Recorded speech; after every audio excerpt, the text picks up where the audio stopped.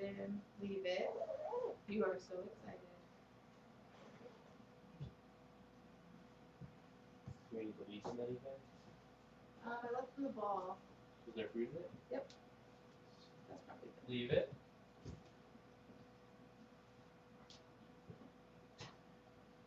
Leave it.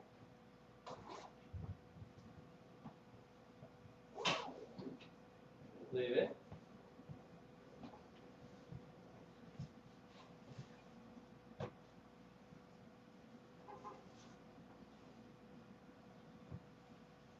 Let me see the balls.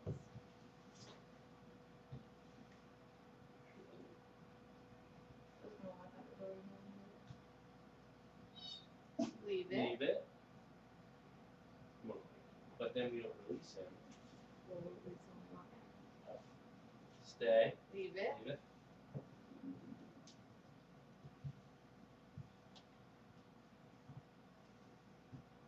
Good boy. Leave it.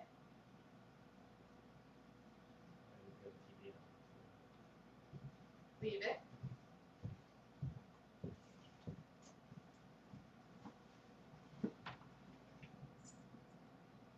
Our friend. Leave it.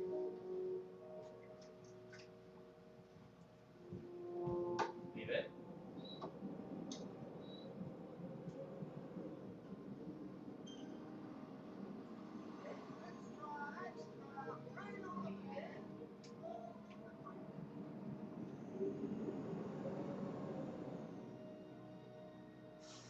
Go get it.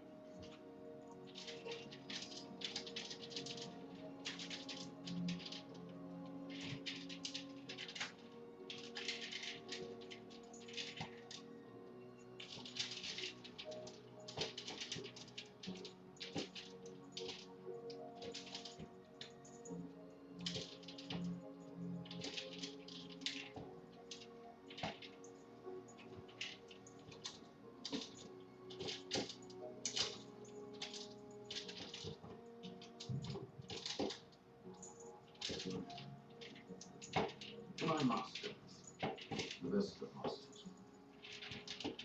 Indeed. To our dear friend. To Monsieur Hercule Poirot. God rest his soul.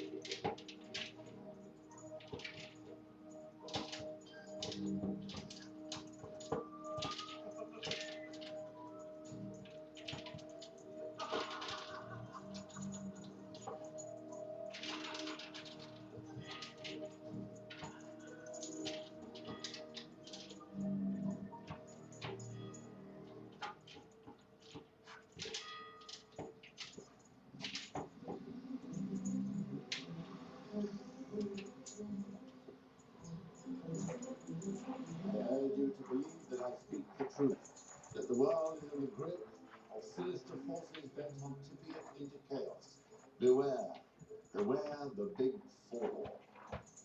Secret societies, sinister plans for world domination. It's all a bit of Drummond, anything, Mr. Tyson? You know that locomotive that came off the rails, the Plymouth Express? Oh, My correspondent claimed that was the work of the Big Four. And the riots in India. local agitators. Not according to A them. crank, young man. The idea that some sort of organizing power controlling the world is a very common fantasy amongst paranoids. Mr. Reed, I've been doing some research. Mr. Tyson, we stand on the edge of an abyss. Germany, Italy, a storm is gathering. You've enough to worry about, not some far-fetched nonsense like this. Far-fetched. Is it?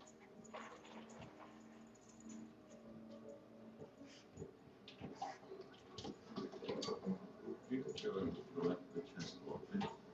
So,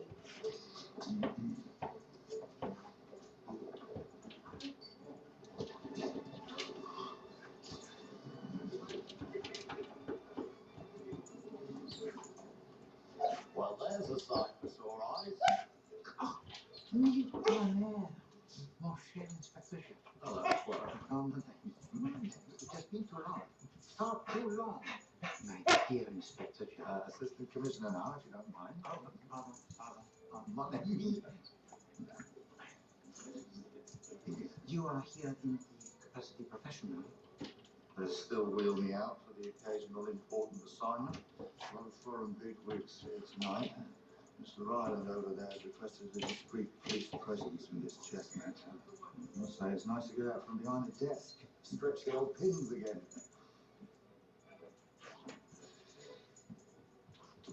Who's the lady? Ah, that is the great Madame Louise. Ah, right. One of Ryland's chief No, she is French, not Belgian. But in her field, she is a genius. Her research into the nervous system, it is truly groundbreaking. Oh, excuse me. Judy Court. Assistant Commissioner. Oh, on this. Bravo. Madame Louise? May I introduce Stephen Painter of the British Diplomatic Corps, an invaluable supporter of the peace party. Of course, most worthy monsieur. And this is to remind me. Dr. Quentin, Mr. Painter's personal physician. Turn up for that. You must be pleased. We have done it together, all of us. Ladies, gentlemen, may I welcome you to our informal soiree. On behalf of our guiding light and founder, Nina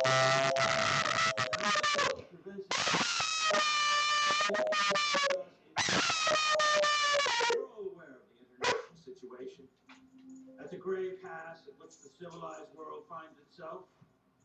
Which is why we in the Peace Party see it as our mission, our duty, to avoid the lamps going out once again. One day, years ago, I woke up and I realized that I hadn't a clue what to do with all my money. Tell us how you got your money, Mr. Ryland. This is an invitation-only event, sir. Well, it's my telephone book, Mr. Ryland. How else am I supposed to reach you? Well, this is intolerable. Hey, what are you hiding? Do it a big fool! Wow. It seems that everyone wants to be here tonight. And why wouldn't they? To witness this demonstration of unity between East and West. Via this ancient and beautiful day. I would like to thank our friend, the Russian ambassador, for coaxing our guest out retirement. May I introduce to you the illustrious Dr. Ivan Savarov. Who? Dr. Savarov, he is the greatest of the Russian grandmasters. You are not a player of chess? No, John knows more in my line of one.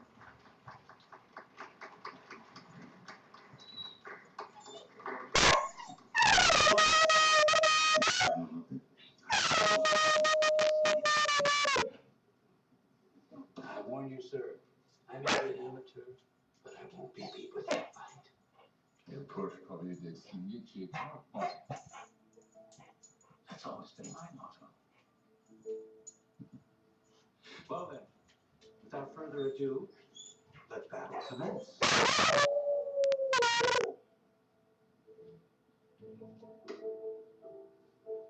Pawn to king 4.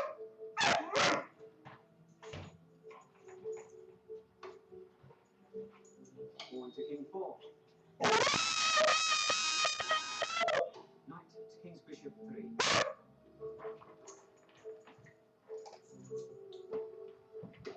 Knight to queen's bishop 3.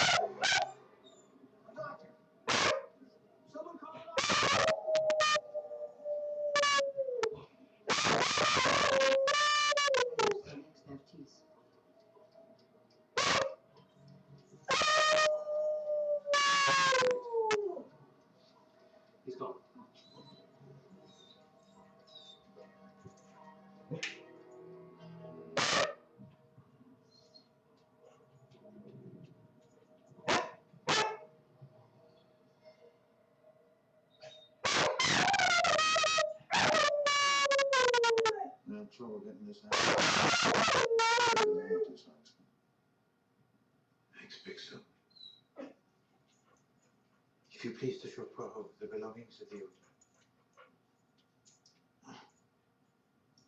I don't know what you're getting yourself so broody about, Poirot. You only had to look at him to know he wasn't long for this work. Natural causes dicky ticker, Sir. Quelle coincidence. What's that? Well, the researches of Madame Olivier concern the effects of atropine and morphine and so on the heart and the nervous system. So that's what you meant by expertise. Right. But alas, it was too late for her to say. So, after all these years of being a recluse, he agrees to travel halfway around the world for a publicity stunt. I have no doubt that Dr. Savarinov was paid most handsomely. But why was Ryland prepared to pay so much? You again. Yes, we were never formally introduced, were we? Lawrence Boswell Tyso, Associated Papers. Go on, sir. More, honor. What is your interest here, Monsieur Tyson? Something fishy about the old man's death. Dr. Savarinov died of natural causes. Really? You tell me the great Hercule Poirot will bother with something like that.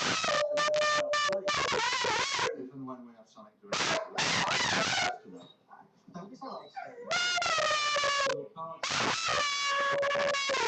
That ain't right.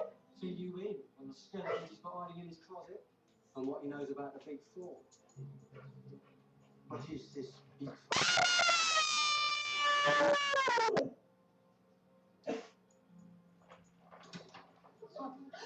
Honestly, I say, those boys are just outrageous, aren't they?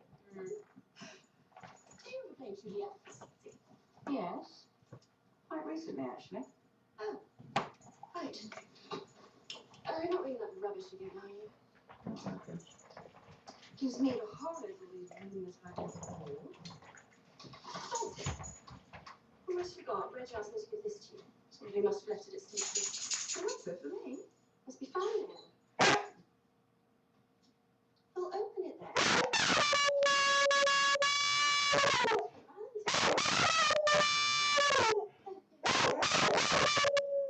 Frosty, never forgotten and easy to get. It's all kisses. Well, who's it from? Well, it doesn't say.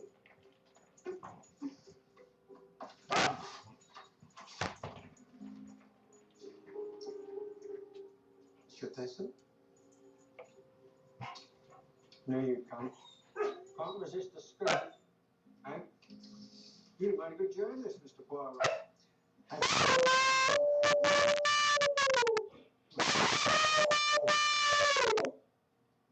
S'il vous plaît?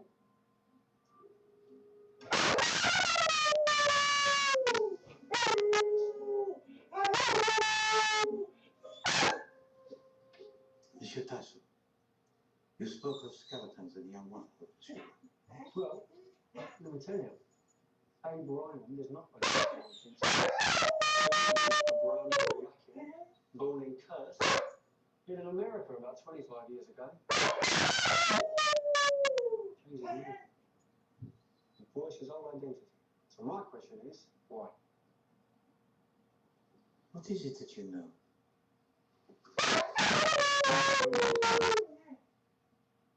Arms trade. He made millions selling weapons to the Allies and the Kaiser. You have proof of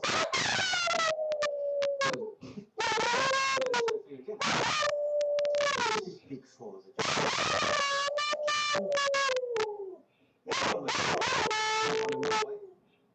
Letters.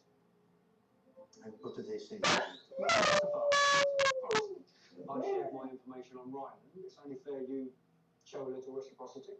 Wouldn't you say? What is it you want? For access to your investigation, I work alongside you. And your proper Share information. From Pierre.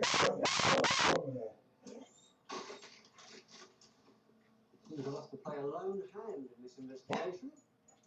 That would be nice. You would be wise to reveal what you know for your own safety, if for nothing else. I don't respond for us, Mr. Poirot. Change your mind. You know what I mean?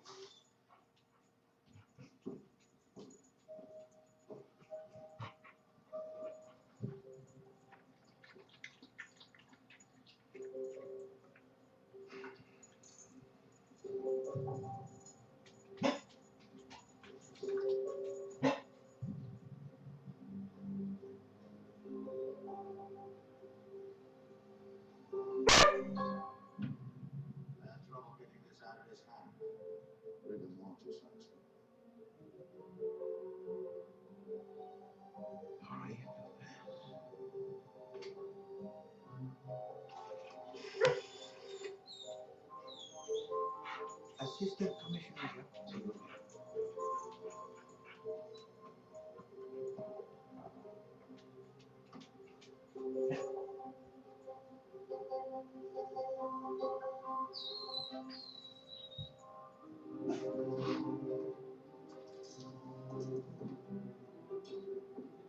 Will this take long, gentlemen? I'm a very... Monsieur Allen, do you remember the exact success? Use the Lopez opening. It's the soundest in the game. And Savarinov was reputed to favor this? Yes, so what? You please tell us what was the third move of the white piece in this opening? Bishop to queen, knight 5. Bon, the exact move that sealed the fate of Dr. Savarinov. This, it is the white bishop from the chess set.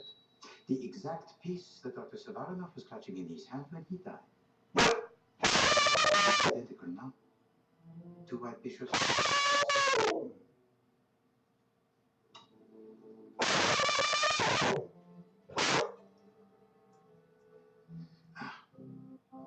There is a rather thin metal which passes up through.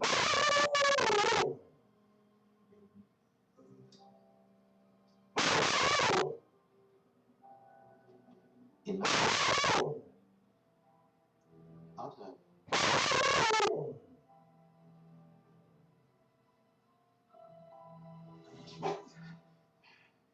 The table is electrified. And so that Dr. Savarinov places the white bishop upon this particular silver square. The electrification instantly. It was electric. Yes, you have forgot the table. It is clamped to the floor. So it is en effet the killing machine most. Where was it obtained, may I ask?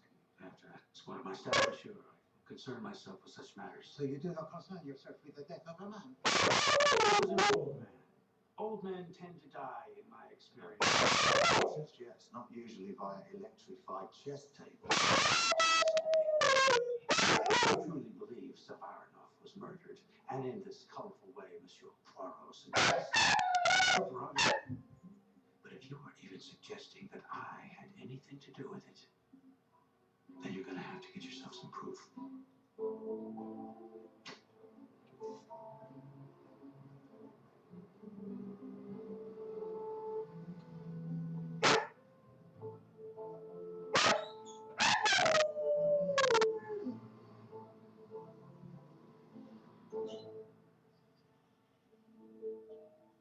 Hello. Could you put me through to Mr. Tyson, please?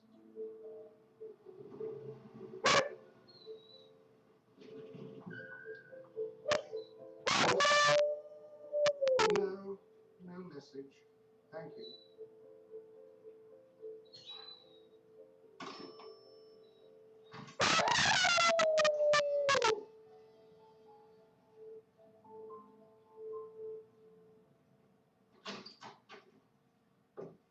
Madam.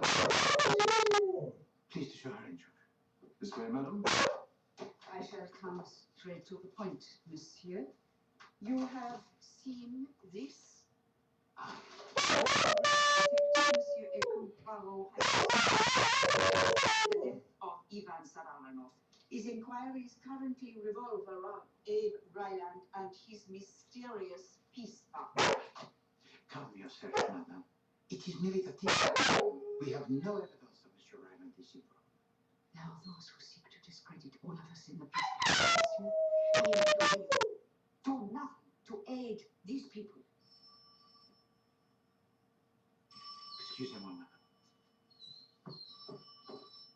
Hercule Poirot speaks. Ryland was meant to meet some German dignitary last night. He never turned up. Comment? We haven't a clue where he's got. He's gone, Poirot. He's disappeared.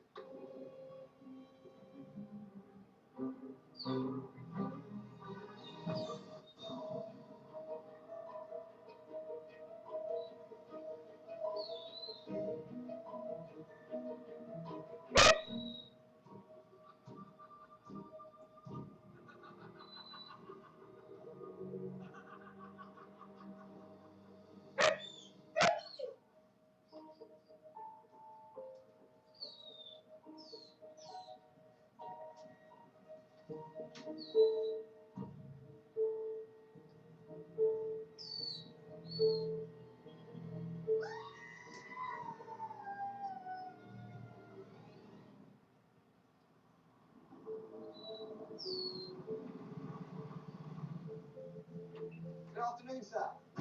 You must be Meadows. This is the local man on the case, Poirot. It's an honour, sir, and an honour to meet you too, Mr. Poirot. Although I don't know that there's very much to interest you here. Fairly grubby little murder, if you ask me, and not too much doubt about who's to blame, neither. The victim was Snotton Wally, something of a recluse, and a, Sinophile. yeah, whatever that is. It means that he was a lover of all things Chinese. And this is the reason for our interest in this case, Inspector Meadows. The late Monsieur Jonathan Wally was the author of this biography. You got the details of the household, Inspector? Well, there are two servants. Robert Grant, who's the kind of manservant he lives in, and Betsy Andrews, housekeeper and cook. You've worked for Mr. Wally for some time? Oh, years.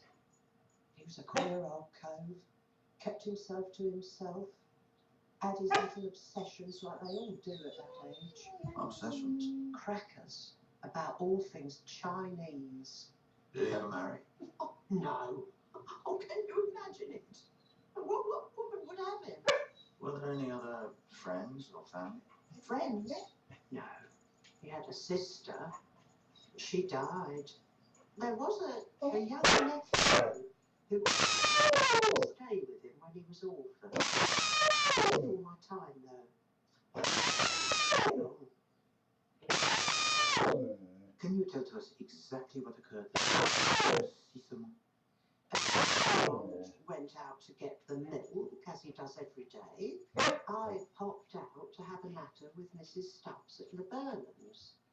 She's buried 2 children, poor soul. Her husband's gone too clever at the moment. And which of you returned first? Oh, that will be grand. He came in by the back door, put the milk in the larder, and then went into his room to read the paper and have a smoke. So it was you who discovered the body?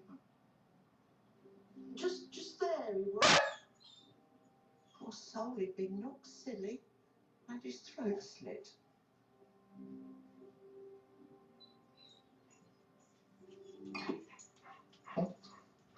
So the story about Grant going fetching milk is true, at least. Wait. What is it, Poirot? Jean de Mouton. Mutton, sir. Still frozen. There's ice on it. You're not suggesting you used a frozen leg of mutton to coach the old gentleman, are you, sir? And then cut his throat with the wishbone? What is today, mon ami? The day? What? Monday, of course. Oui. To commit a murder on a Monday, it is a mistake most grave. Monsieur Robert Grant, he is in custody, no? We've taken him in for questioning, sir, yes. Grant's story was that he went straight to his bedroom and that it was Betsy Andrews who discovered the body. But you see, then there's the matter of the footprints. Wally kept his most valuable Chinese curios locked in his cabinet here. And is it locked now? Keys in the lock, sir. Mr. Wally kept it on his person, on his watch chain at all times. Someone has removed it. Mr. Wally was fond of boasting that his most prized possession was a set of little ivory figures he kept in here. 18th century, apparently. And they're gone. And this... Oh, begging your pardon, sir. It's all right, Meadows. We know what you mean. Well, it matches exactly with Grant's boot. And the footprints, which if Monsieur Grant were telling the truth, he could not have made. Quite so, sir. So, you now have the opportunity in a moment, or did you also elusive element, the proof? The missing figures? I have no doubt that you will find them hidden in the room of Monsieur Grant, probably underneath his bed. What's he saying here? You seem to be everywhere at once. May Poirot inquire what it is that you do here? The news of this crime, it has not yet been released. I'm here for the same reason you are. Indeed. Wally knew something. Something dangerous, that much is obvious. Has somebody got him out of the way? And it was your son who once again gave to you this tip-off? You're in possession of certain information. Well, if it isn't a proverbial bad penny. Assistant Commissioner? I presume you can account for your movements at the time of the story. That's uncomfortable. Oh, we've got him now, sir.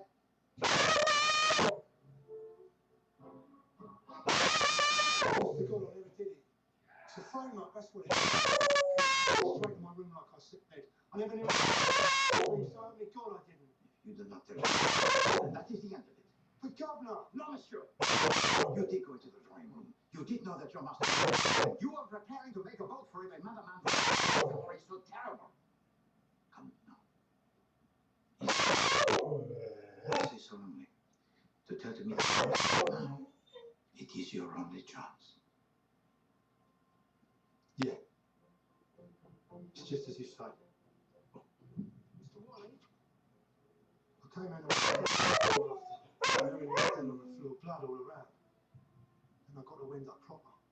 They'd ferret out the record, and for certainty they'd say it's me as had done him. And the figures are over. Still blame the murder on me anyway.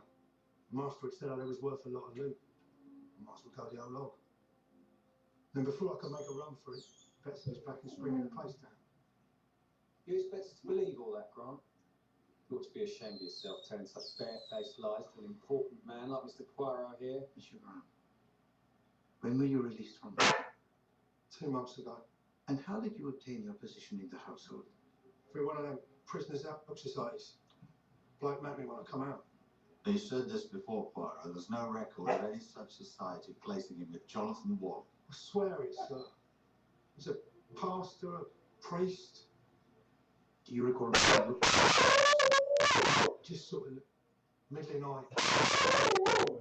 I'm afraid I must go. If you do, Inspector Meadows, you were charged with that man. Monsieur Grant is not the killer. Thank you, sir. I knew you'd believe me. You see, sir, I've been thinking this over. It doesn't add up.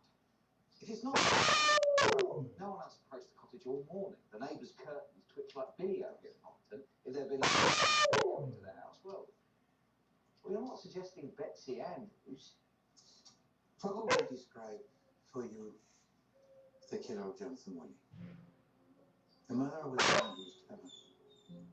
Oh, very clever. First, he posed as a prison visitor. Then he obtained a post from Monsieur Grant with the deliberate intention of making him the scapegoat route. Then he gave to him a pair of boots, one of 2 pairs that were duplicate. The other he kept for himself. Then he drove up outside the house in a van, leaving it in full view. He entered the house, committed a murder, wearing the boots identical. Then he drove away. This man, he wore a hat of straw, and his clothing was slightly bloodstained. But Poirot, the whole village would have seen him. Very clear. Everybody saw him. And nobody saw him. He drove up in the van of a butcher.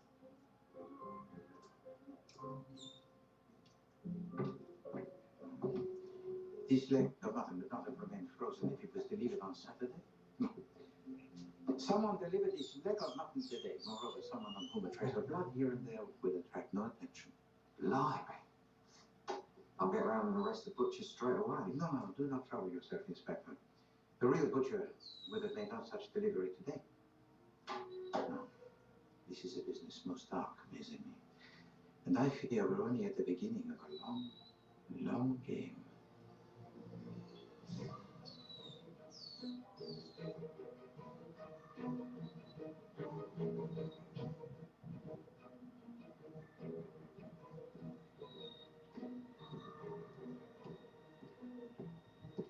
Tyson! Oh.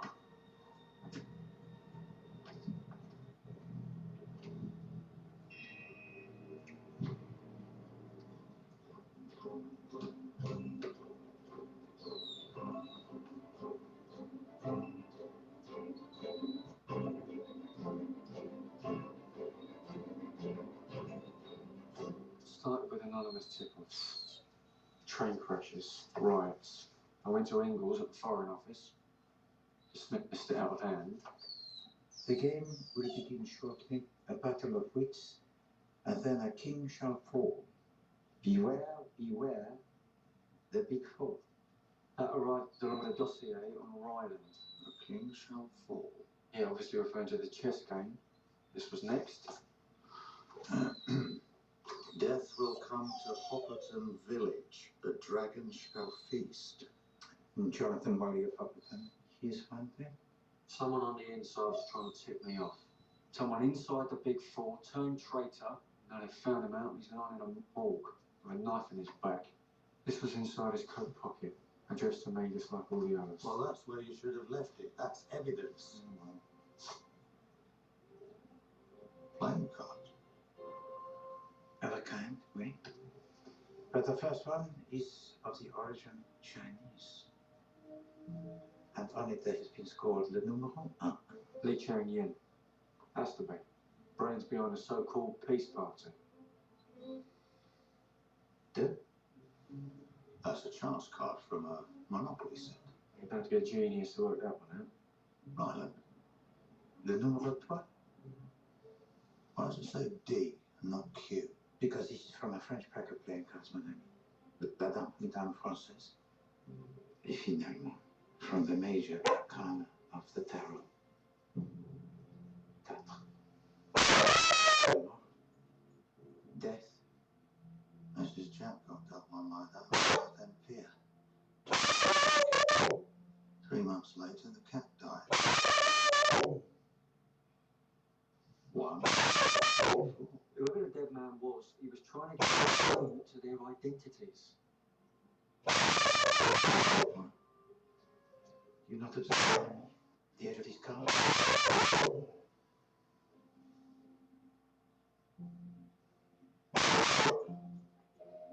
A toast to our future. One more kiss.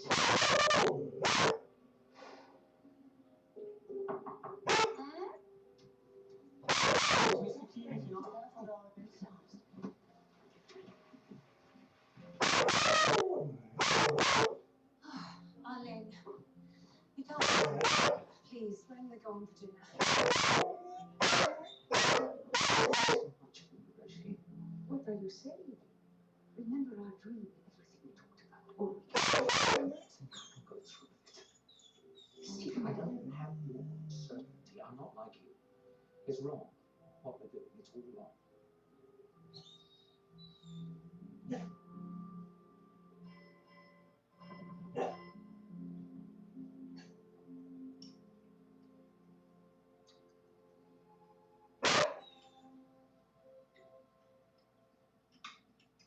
Still no news of Mr. Ryland, Madame Olivier? Nothing at all. And it is also very damaging to the party. He should be protesting his innocence. The newspapers are full of talk about the Big Four. No, it is nonsense. Quite. It's true that there is bad blood between America and Russia, though, isn't it? After Zavaronov's death. I've been speaking to the Soviet ambassador, trying to calm things down. My husband, the conciliator. What would the world do without you, my dear? Let's hope we'll never find out. I'll drink to that. Oh, they're here. I hope they join us eventually. It's really not that late, my dear. So sorry, so very, very sorry. Can you ever forgive me, Auntie Di? I was out with the chaps and time just ran away from me. You're on your own, are you, Gerald? I thought you were bringing Miss Travers with you tonight. Oh, good Lord. So I was. Huh. Well, Amelia would have sorted herself out. She probably had the better offer, what? Or did I leave her at that blessed party? Oh, well. Well, you're here now, Gerald. That's all that matters. Why don't you sit down? So sorry. You must be la grande dame, Madame O. Uncle Stephen speaks terribly highly of you. You're staying for a few days, that's right. I'm the black sheep of the family. A pleasure to meet you, Gerald. Yes, mind me again? Gerald. The name's Quentin. Oh, of course. Uncle Stephen's sawbones. Terribly sorry. Have you eaten, Gerald? Well, Arlene's finest curry, rather. Fill up the bowl, my friend. Now, where's the wine? Anyone for a top-up?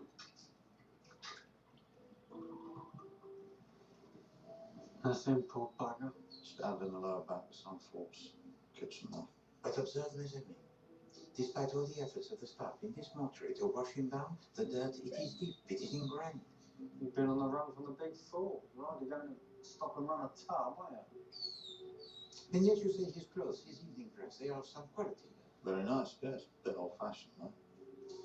Well, he would like to see them. It's been so kind of Uncle Stephen to take me on. What do you think, Madame? Indeed. Prodigal returns and all that. It was the least I could do for my brother's boy. It's all under the bridge now. Family feud forgiven and forgotten. I'm glad to have been able to make amends in some small way.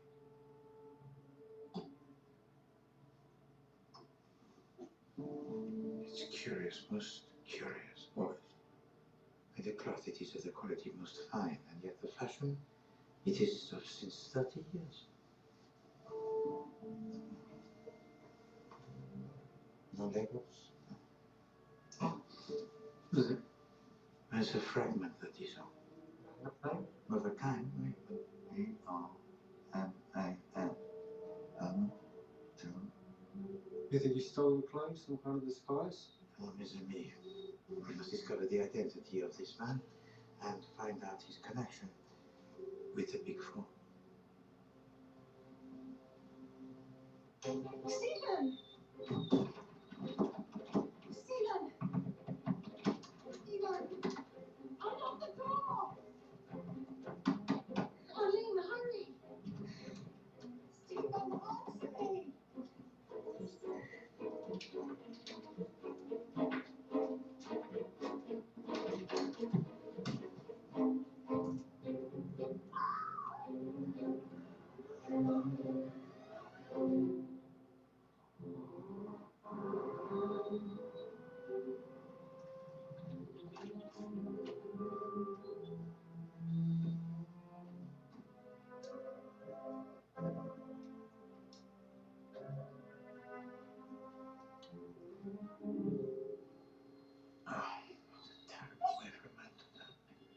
Bloody odd if you ask me.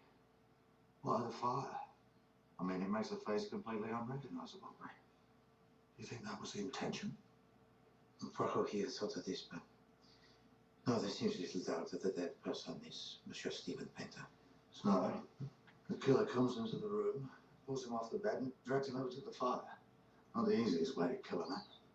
That's all. Oh, there would have been a struggle tremendous. And screams. Screams which nobody in the house admits to hearing. Who discovered the body? Chinese manservant. Chinese, all right. And Diana Painter, the wife of 30 years. Smother smoke apparently from her own bedroom. And of Madame Painter, she does not share the bedchamber with her husband? Didn't you hear me, Poirot? 30 years. To be honest, I think Mrs. Jack would jump at this type of sleeping arrangement if we had the room. See you, Inspector. The finger.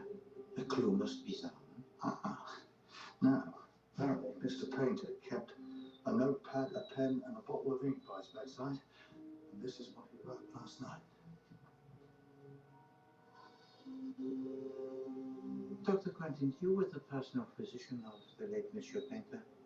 That's correct. Stephen had a heart condition, easily managed with the right medication. But it was thought prudent that there should be someone on hand. What's his state of mind been lately? He'd been anxious. All the stuff in the papers is enough to alarm anyone. And now Lion's vanished. It's a great blow to the party. When did you last see him alive, Doctor? Around 11:30 last night. He asked to see me before he retired to bed. How did you find him? He was very agitated. I suggested a tonic. But he said he just wanted to get to bed. One final question, if I may, Doctor. Merci.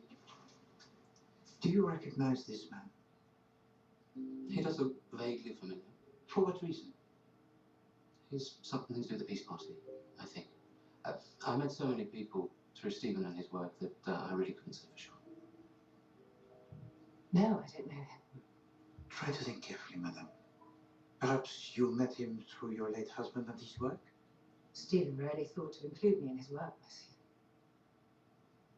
you. I'm sorry I can't be any more help to you. We do not wish to distress you, madam. I loved my husband, Monsieur.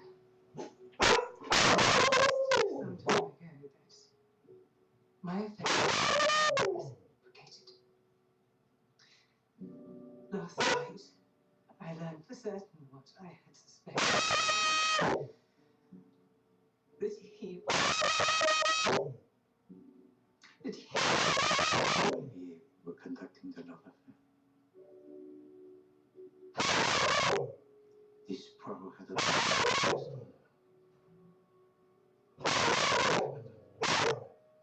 And did you hear disturbance in the night, Mr. Painter? Believe me, after the United States anyway, it's a miracle I work at all. Dead world. Oh dear. Sorry. Are you sure I can't get you? Right. Bit early for me, sir. Thank you all the same. You know, poor old Uncle Stephen. We hear of incidents happening all the time. Nearest and dearest. You think then that this was a... But what else could it have been? How did you together? Well, I don't feel I have a chance to. I've only been here a few months. So, yes, a father and I were out, you see. There'd been an incident when I was... And do you know the nature of this incident? Well, this. Firework exploded. And Father always blamed Uncle Stephen. And he remembered it, of course, but they never spoke again.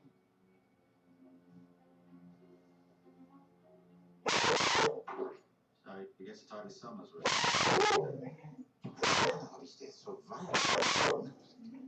The fire that consumes the face of the an echo grotesque of the burning walls.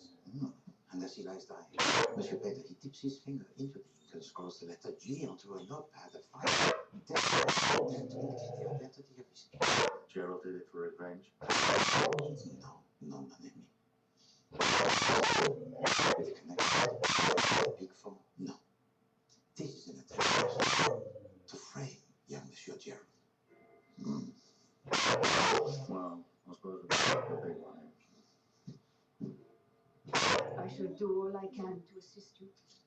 This is a terrible loss for the world, and for me personally. Well, perhaps you can assist us, madame, with the identity of this man? He's not known to me, miss. And then perhaps you should take a closer look, madame. My eyesight is excellent. I can assure you, I do not know who this man is. Madame, we understand that before dinner last night, you and Monsieur Peter conversed in private. Yes, we talked of the future of the peace party.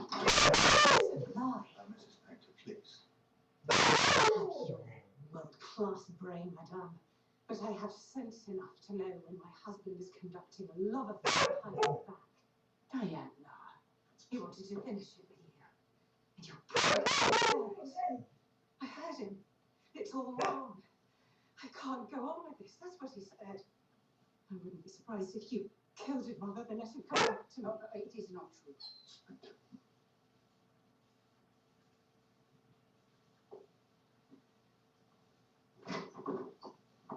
Monsieur, surely you cannot believe it. We believe, madame, that we are dealing with an organization so ruthless that it will not hesitate to execute any who stand in its way. If you know anything at all of the Big Four, I implore you to tell it to us. You accuse me, monsieur? There is evidence to suggest, Madame Olivier, that one of the members of the Big Four is a woman, a French woman. Gentlemen, I find your accusations contemptible and absurd. You will try and prevent me if I leave. No, I can't do that, madam. You're not under arrest. You have not heard the last of this. Not by any means.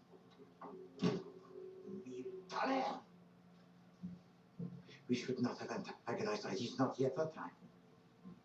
I can't go through with this. It's all wrong. Maybe he wasn't referring to that affair, Poirot. He was killed because he wanted no more to do with this organization so sinister. How has this gone, Poirot? We've got nothing to go on. Nothing. There must be a link, mon ami. A connection, however abstruse, between these cases. Something that we have missed. The link's obvious, Poirot. It's the Ruddy Peace Party. If what Tyso's mysterious source told him is true, then they're exactly the opposite of what they claim to be. Fifth columnists working to start a war, not prevent one. Poirot, let's think.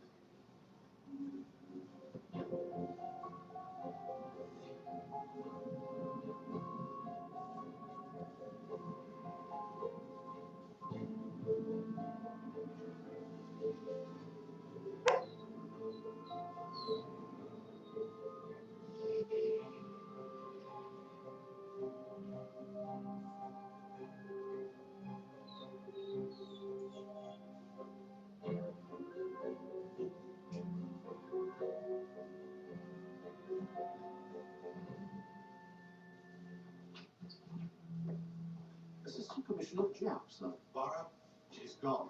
Gone? Who is gone? Madame Olivier. She's gone too, just like Abe Ryland. No one's seen hide nor hair of her since she left Painter's place. And there's something else. We've had the test back from Painter's body. He was drugged. That's why he didn't cry out when his head was put in the fire. The drug was very specific. Gelsomine. Gelsomine? What is it? You recall the scientific researches of Madame Olivier. They are concerned principally with the nervous system. In small quantities, gelsomine is used to treat the heart. In large quantities, it induces paralysis and immobilization of the nervous system. Well, that confirms it. She's in on it too. It would appear so. Such an eventuality, it is tragic, no? To think that it is possible that such a woman... Never mind that. We're making progress at last. We've identified number 3 of the big 4.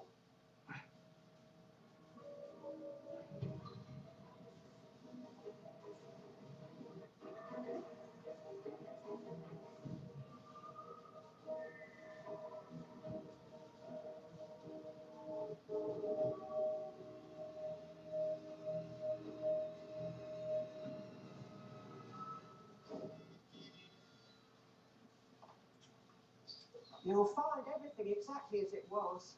Until you catch the fellow who done it, I'm not allowed to touch a thing. And there remains no word from the nephew of Monsieur Wally. He does not return to claim his inheritance? No, not that I'm surprised. I mean, who would want to live here knowing what had happened? I wish he would show up, though. There's boxes of junk just sitting up there.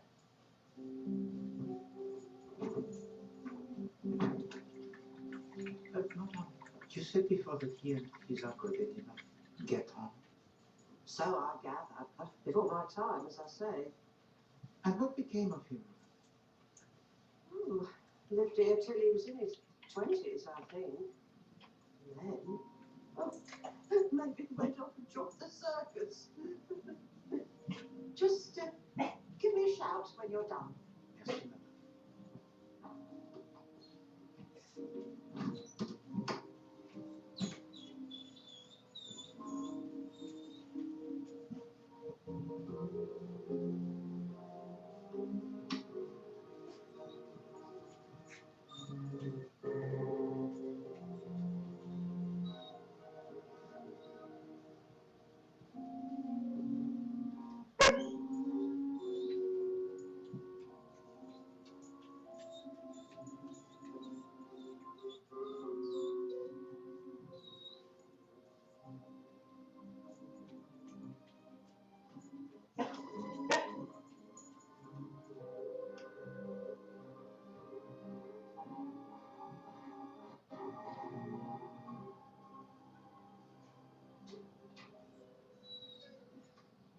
Yes, madam.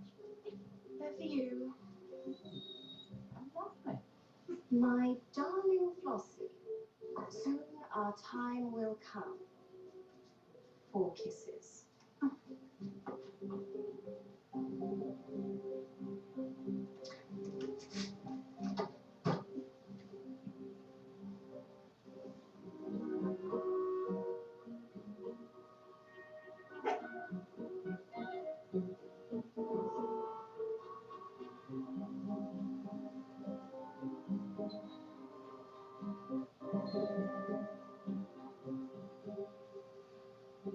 Of course, there's no grace about the profession these days. These young actors and actresses, they can't project. They're used to speaking into a microphone for the wireless. Do you go to the theatre, Mr. Poirot? Oh, yes, indeed. Oh, you must have seen me. I got wonderful reviews for my Eliza Doolittle. A confident and dazzling Miss Flossie Monroe. No. No? No. Well, I did The Importance of Being Earnest at the Board of England 26. I had a great success with that. Perhaps something more recent. More recent. Well, let me think. I was at the Duke of York's a few years ago and shared my cab, but... Oh, yes, indeed. This crowded city.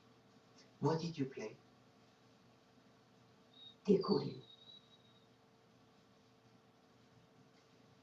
For some years, you appeared in a repertory theatre company, madame? Pardon, mademoiselle. The Methuselah players? Yes. How on earth do you know about that? Oh, they were happy times. I have been speaking to some of your fellow actors, and they tell me that this company, it closed down not long after that season. Yes, such a shame. Oh, thank you. Yes.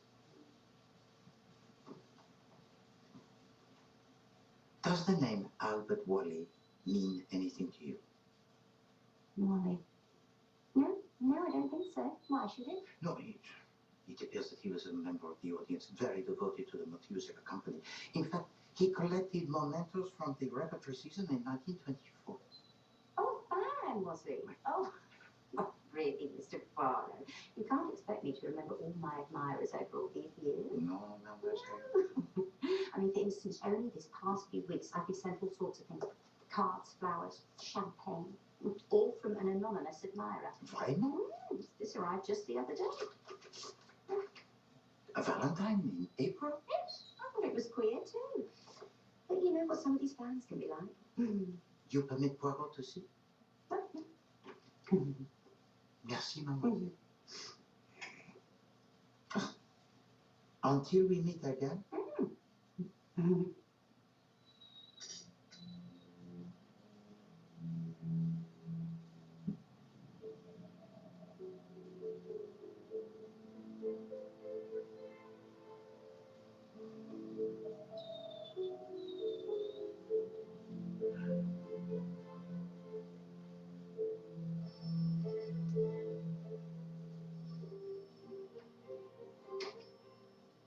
Hercule Poirot speak. Oui, monsieur. An interview is possible? Bon, what is your address, monsieur?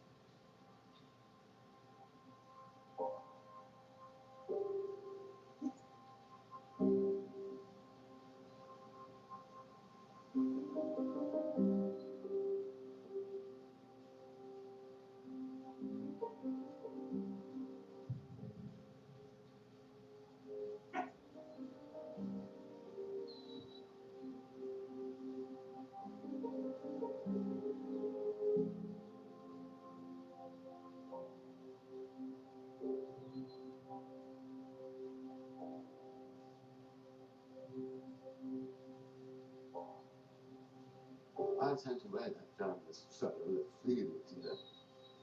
Now it seems he was right after all. Bulldog Drummond come to life. And the best of men lies dead. Monsieur Poirot was a brilliant man. Lord knows that he do more like him at this moment. Is there any hope for peace, sir? This big four business has the entire international community on edge. Do you have anything concrete to go on, sir? Nothing. Li Chang'an put out a statement denying any knowledge of the big four. Well, it would, wouldn't it? And Ryland and Madame Olivia are still nowhere to be seen. What about number 4? Indeed. How does one track down death himself? Poirot, yeah. If only we could find out what knowledge he took with him to his grave.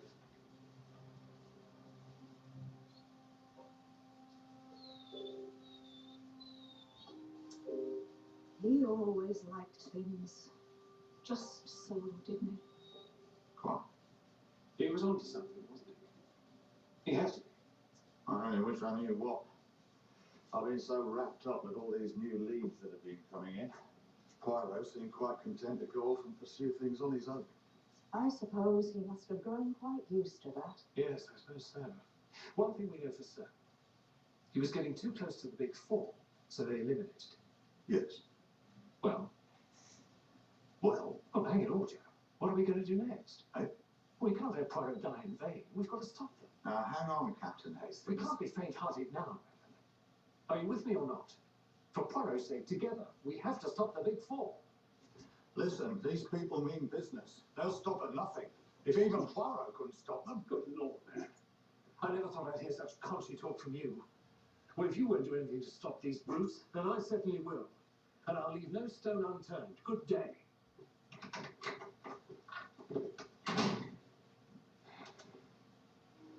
So,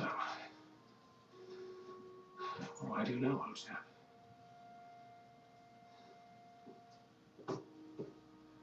Good old Hastings. Old soldiers never die, Mr. Japp. So, yes, George, what is it? Telegrams arrived, sir. For me?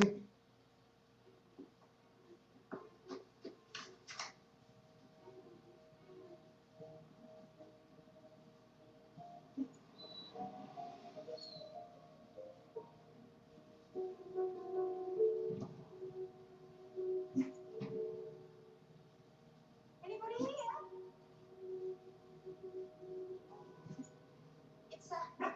It's Miss Monroe. I've come for the audition. It's funny, you know, I was just talking about this place some the other day. It's great to be back here after all this time. Yeah. I'm not late, am I? Your letter did say 4.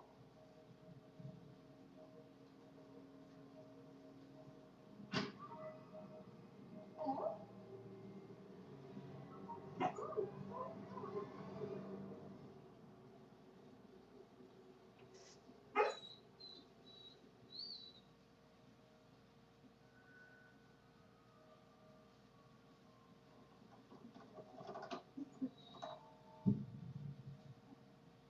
Help me, please.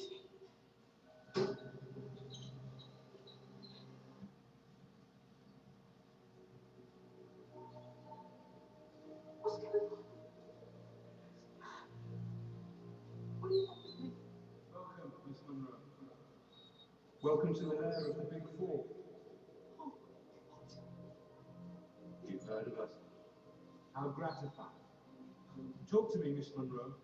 Tell me all you know about the Big Four. I don't understand. Why? Waiting, Miss Monroe. You wouldn't want to disappoint me, would you? I only know what I've seen in the papers. What have you read in the paper? Well, it's all run from China, isn't it? Number 1. Go on. There's that American with all the money. Number 2. Continue. Please. Continue. The French woman, Madame Olivier. Number 3. And number 4. Tell me what you know of number 4. Nobody knows, do they? Are you number 4?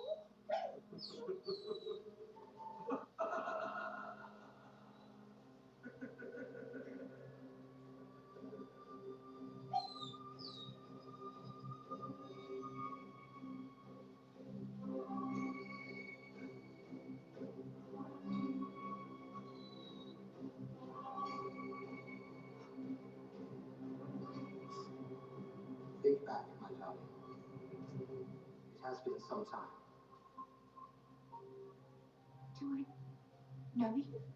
All my gifts, the cards, the roses, they didn't bring back any memories.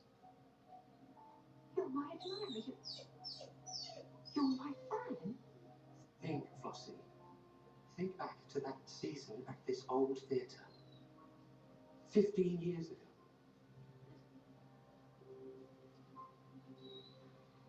We performed together on this very stage.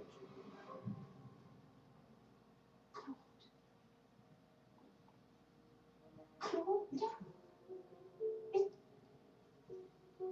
Is it really you? It is, my love. What's this all about, Claude? I mean, it's just a joke, is it? It's just a silly joke. No, my dear, it's serious. Deadly serious.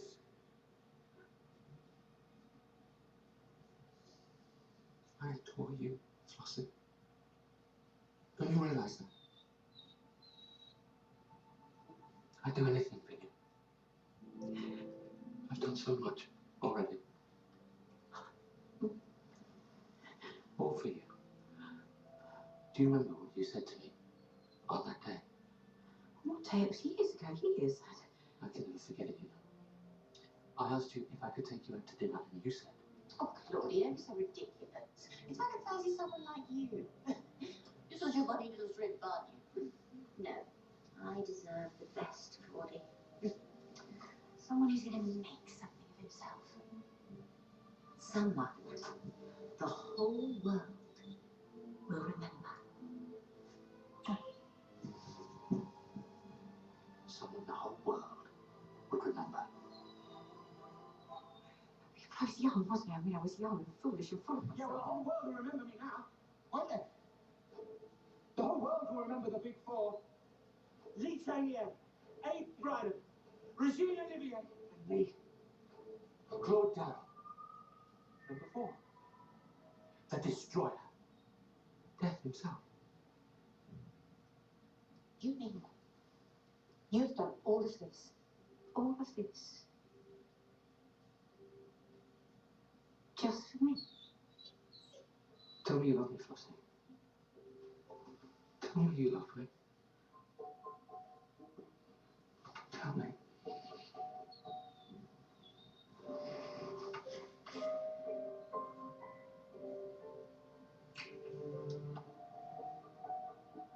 I think you're the most remarkable man I've ever met.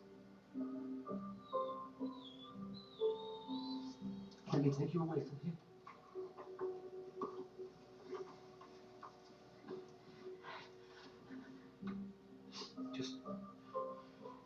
Just one thing to take care of first. I think not, monsieur.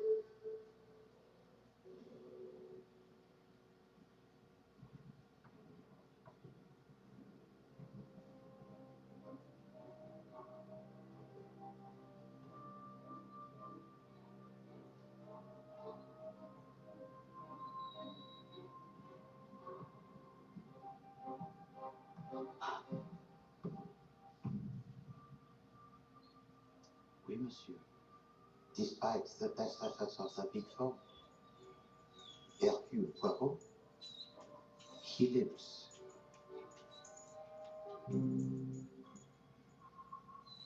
You're dead. Dead and buried. No. It was all smoke and mirrors. Is that not the expression? But now it is time to bring down the curtain on the Big Four. I rather think that'll be my decision. The game's up. You've pulled off some stunts in your time, Poirot, but this beats them all. I should say. I have much to explain to you, mes amis. But first, if you please, mademoiselle. Flossie. Flossie. Come on.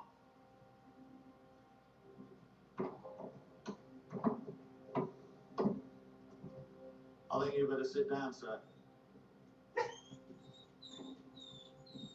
Well, at least so. You do something in case they... That room. One moment, mon ami. What a pass in which we find ourselves. The world stands on the brink of a conflict most terrible. And what do we discover is behind it all? Fomenting suspicion on a scale that is global. A cabal most terrifying. Puppet masters who threaten to plunge the world into war. And yet, what was the first reaction of anyone who was told of the Big Four? That it was like something from a storybook, n'est-ce pas? Overthrow. Précisément, Monsieur Thompson. Précisément. Because that is all it is, mes amis. Mere are not real. No. They exist only in the crazy imagination of one man. Albert Wally, who was later to take on the stage name of Claude Darrell, and who for the past few months had been masquerading as Dr. Quentin. But what about Lee Chang-Yen? And these Chang-Yen is as innocent as he claims, and these poor unfortunate souls are merely pawns in the game. Kidnapped. Their disappearance was orchestrated to throw suspicion onto them. But why don't they say anything? Because they are drugged, mon ami. Drugged with Jessamine. Good grief. No way. The same drug that was used to anesthetize Stephen Pater before he was killed. But they are unconscious. Their physical paralysis. But mercifully it would appear in this case. The effect, it is only temporary, mon ami. Everyone believed it, though, didn't they? The Big Four, the street, the police, the great British public. Oh, oui, monsieur, for some time. Even Hercule Poirot was taken in around so deftly. With your help, of course, Mr. Tyson. What? I just had to wind you up like a clockwork toy, and off you went. Little news. Spreading fear, confusion, hate, an emotional soup, pulsing. You really have been a most useful ally. But my informer, the letters, the playing cards. Roseanne from Monsieur Darrell. So the fellow who turned up with a knife at his back? In reality, a tramp dressed in a theatrical costume, with the clues of the playing cards planted upon him. Reality, Monsieur Poirot. Who is to say where fantasy ends and reality begins? Well, let us speak of beginnings, monsieur. Act 1 of a drama so very strange. Albert Wally. A boy. An orphan. Poor and unloved. Who was sent away to live with Albert Wally. No. But another proof that your fantasy and your desire to get the board. All those years listening to that old fool. That precious Chinaman, Lee Chang-Yen. I began to see possibilities. Oh, but then you had a task most difficult, no? To worm your way into the confidences of the peace party. Child's play. I forged my references. My position as Dr. Quentin. Painter's condition is not really very difficult to research. I'm an actor, Monsieur Poirot, and a bloody good one. Oh, yes, your ability to blend in, to pass yourself off in all manner of disguises, which has proven so useful. You have the genius of the character actor.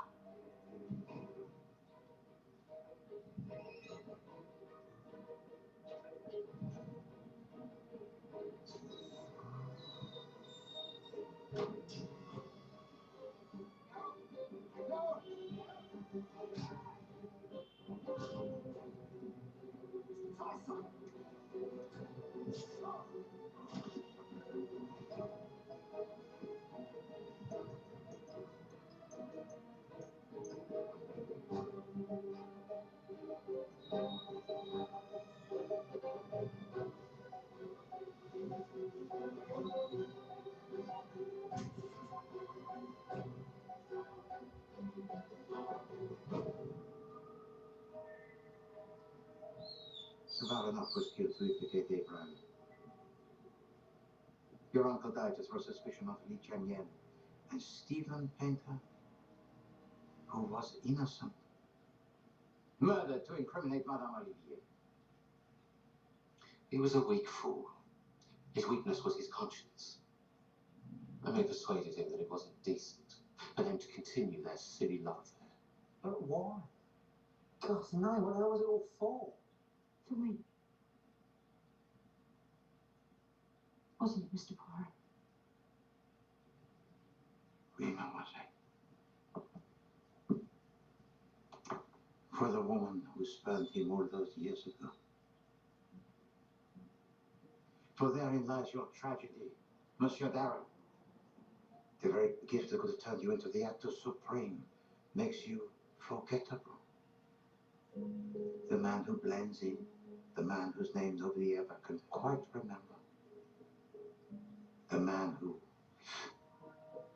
disappears. Albert Wally, Claude Darrow, Dr. Quentin, number 4. Whatever you choose to call yourself, monsieur. You adore the flourish that is theatrical. You've got a nerve. Come on. All this. You already worked out where I was. You could have sent the police to arrest me at any time, but instead, you wanted your grand finale. Show everyone just how clever you've been. Oh, we're more lucky you think, Poirot. All right, sit down. Nobody moves. Don't be a fool, Darrell.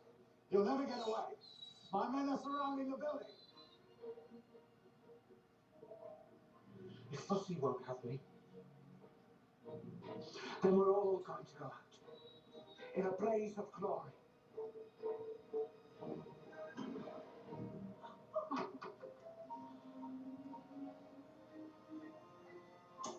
All right.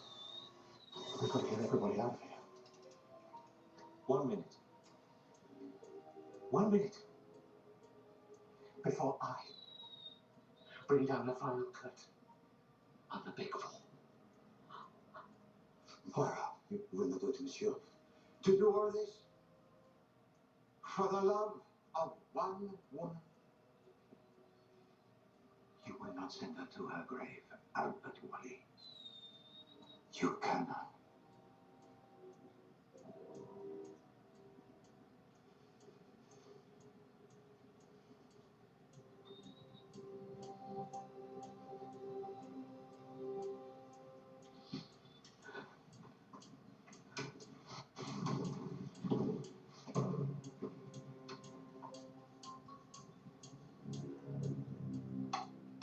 It's all right. It's all right, son. It's all right. You spoiled everything! You spoiled it all! You're insufferable! Little man! But I'm number 4. Do you hear me? The destroyer!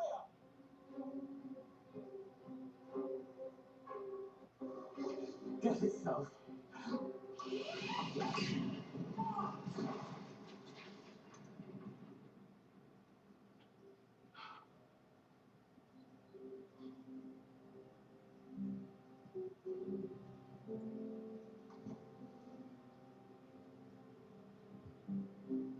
It's there.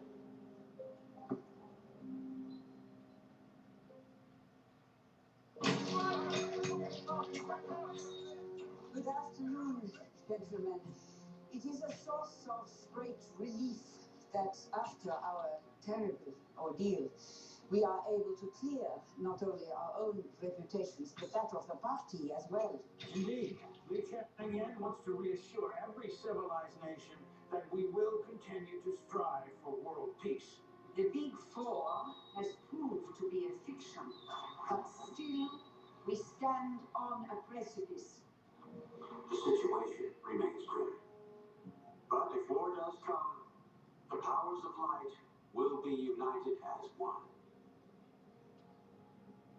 I will have to eat some humble pie, naturally.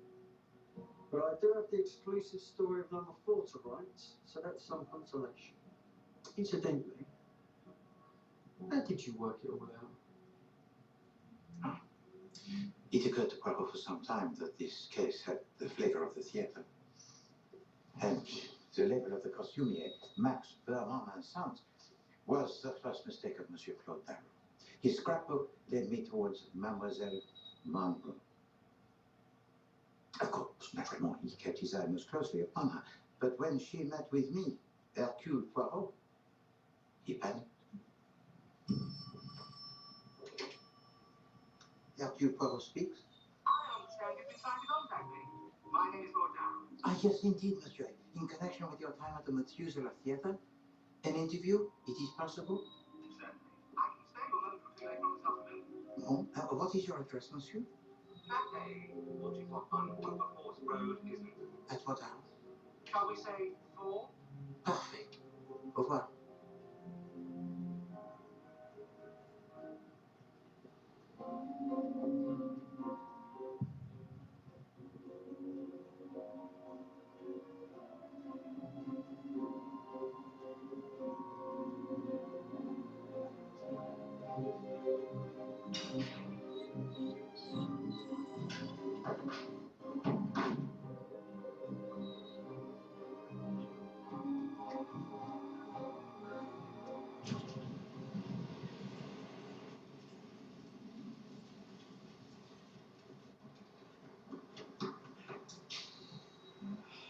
But I hope that even if for one moment Monsieur Claude Darrow could believe that his plan had succeeded, then the subsequent realization of his failure would be all the more devastating.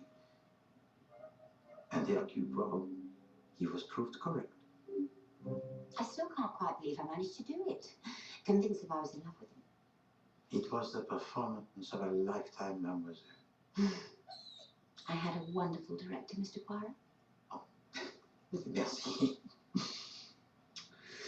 Well, delightful as this all is, I need to get on and write my column. I don't suppose you'd be interested in giving me an exclusive interview, would you? The woman who stole the heart of number 4? Perhaps. Maybe we could discuss it further. Over lunch. Don't mind if I do. Almost of a lifetime certainly gives a girl an appetite. So what do you fancy? Simpson just to look at me for a while. Or we can go dancing. Mes amis?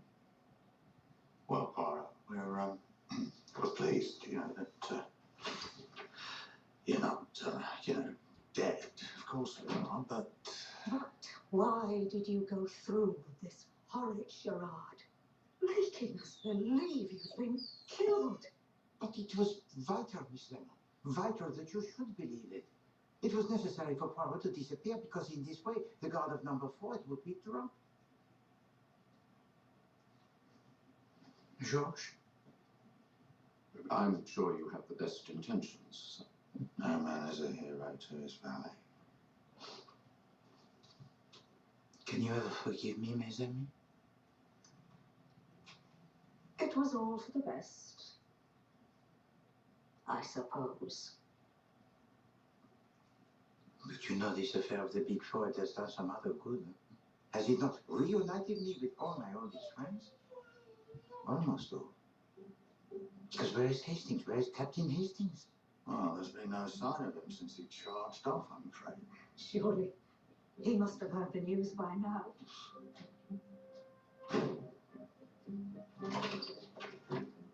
Good Lord. I thought you were dead. Mon ami Hastings? Mon ami. It is the most extraordinary thing. I will go to you.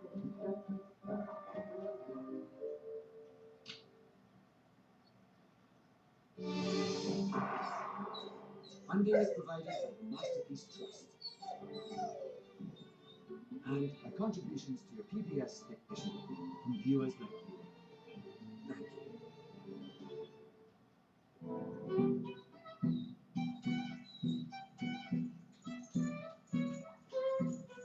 you. Visit us at pbs.org/masterpiece to watch video and explore features. And follow us on Facebook and Twitter.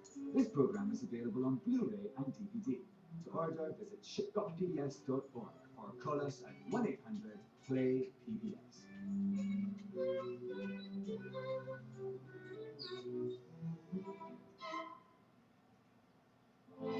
Masterpiece, only on PBS.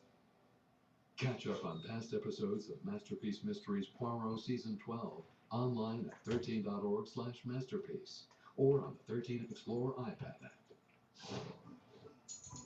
Celebrate the holiday season with the 2014 National Christmas Tree Lighting with hosts Tom Hanks and Rita Wilson, featuring performances by Patti LaBelle, Steve Miller, Neo, The Tenors, Fifth Harmony, Nico and Diz, and more. Presented by the National Park Service and the National Park Foundation. Join us Friday night at 9 on 13. Hi, I'm David Hyde Pierce. I'm here to ask you to support 13. I'm happy to be here. In fact, I've been on 13 several times. And like the character I played on television, I love PBS.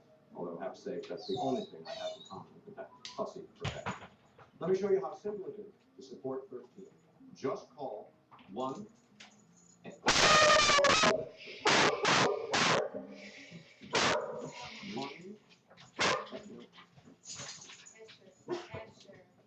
call You gotta stop. 1. Oh my God. There. 1.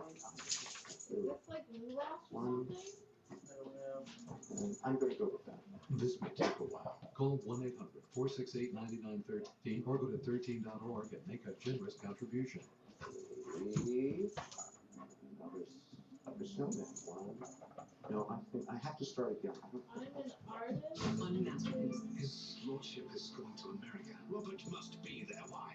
My being there won't make any difference. I'm feeling rather ill. I wanted you away before I killed over. Your brain is dull. It's like us ever hope to entertain Mrs. Blake. Mary, that sounded a little rude. Darling, please tell me what happened. You seem a little pale today. Well, it was Mr. Gillingham. I suppose you cooked your shake us up again. Downton Abbey on Masterpiece. Join us Sunday night at 9 on 13. Sure, we're going to do it for you. In this program, I'm going to get into the band of kings and queens of history. The magnificent royal band. Sure, this is a big problem.